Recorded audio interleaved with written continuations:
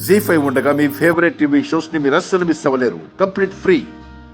దేవరాజు గారిని చంపిన కేసులో జైలుకు పోయాడని విన్నాను మేడం.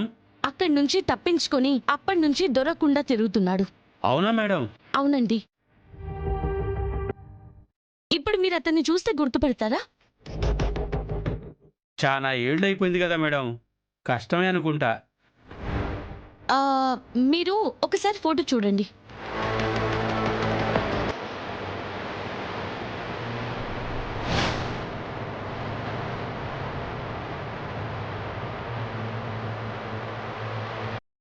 అప్పటి మొహమే గుర్తుంది మేడం. ఇతనే అని చెప్పలేకపోతున్నాను.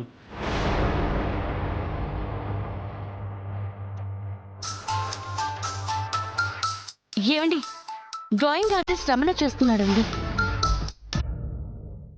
Hello Ramana. Madam sorry madam, బొమ్మ గీసేసాను మేడం, ఇంటికి రమ్మంటారా మేడం? మేము ఇంట్లో లేం రమణ. నువ్వు ఒక పని చెయ్యి. నీకు ఇచ్చిన దొరబాబు ఫోటోతో పాటు నువ్విప్పుడు గీసానన్న ఫోటో కూడా నాకు వాట్సాప్ చేయి. 2 ఫోటోలు వస్తున్నాయండి.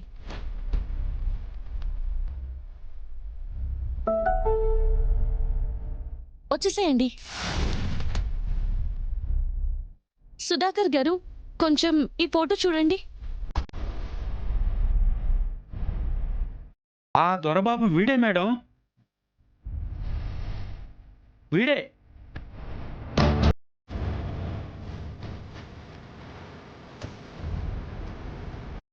ఇతనిప్పుడు ఎలా ఉంటాడా అని బొమ్మ గీయించాం. ఇది కూడా చూసి చెప్పండి.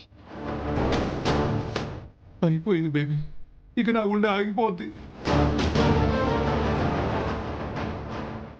సమస్య ఏంటంటే మేడం, ఓ 25 ఏళ్ళు చూడలేదు కదా, ఇలాగే ఉంటాడని 100కి 100% చెప్పలేకపోతున్నాను. అతనే సుధాకర్ గారు, అతను ఇప్పుడు ఇలానే ఉన్నాడు.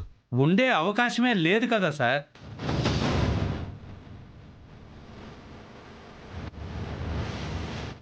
ఏమంటున్నారు?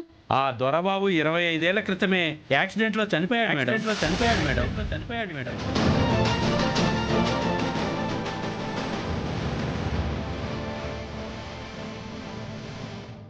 ఏమంటున్నారు? చనిపోయాడా? అవును మేడం, జైలు నుంచి తప్పించుకున్నాకే జరిగింది. మీరు ఇందాకటి నుంచి తిరుగుతున్నారంటే అదే అనుమానంగా ఉంది. సుధాకర్ గారు, అతను బ్రతికే ఉన్నాడండి. సింహాచలం అని పేరు మార్చుకున్నాడు. ఎవరన్నారు? సింహాచలమా? అవునండి, ఆ పేరుతోనే చెలామణి అవుతున్నాడు.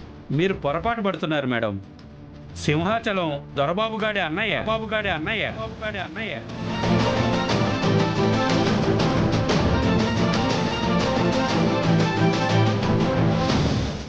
అన్నయ్య? అవును మేడం, వాళ్ళిద్దరూ కవలలు.